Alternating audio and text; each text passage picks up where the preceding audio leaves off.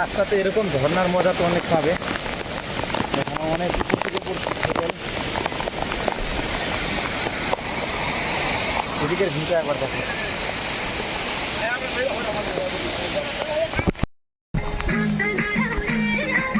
6 kilometre আসার পর protein energy খাবার ক্যারি করা খুব প্রয়োজন। তো চলতে চলতে রাস্তার মাঝে এরকম সুন্দর ঝর্ণার ভিউ দেখতে পাবে, অসাধারণ লাগবে, একদম মন প্রাণ হয়ে যাবে। তো কিছুক্ষণের জন্য ক্লান্তিও দূর হয়ে যাবে। তো ভিউটা দেখে অসাধারণ লাগলো, তাই একটু শ্যুট নিয়ে নিলাম যে তোমাদের সঙ্গে একটু শেয়ার করে নিব।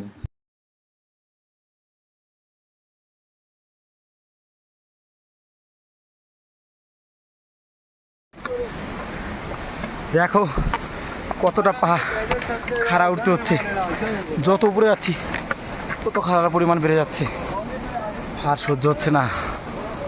ও বাবা, ও কেমন? হ্যাঁ, ও বাবার প্রকৃত ভক্ত না হলে সম্ভব না। হর হর মহাদেব, হর হর মহাদেব।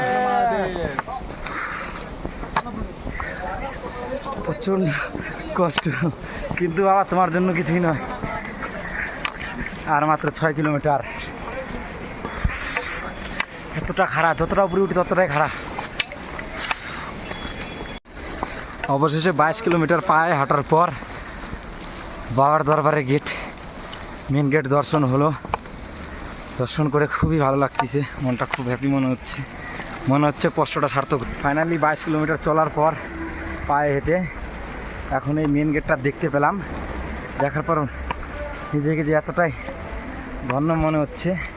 পরিশ্রম আর এখন পরিশ্রমটা মনে হচ্ছে না, এখন সবটাই আলাদাই একটা অনুভূতি, যেহেতু এত দূর থেকে বাবার দর্শন করতে পেরেছি বা পারবো।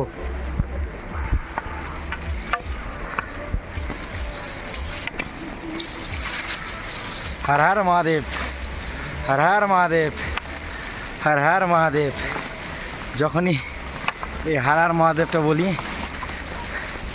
অটোমেটিকলি শরীরে এনার্জি চলে আসে। সত্যি তোমরা একবার বলে দেখো, হর হর মহাদেব।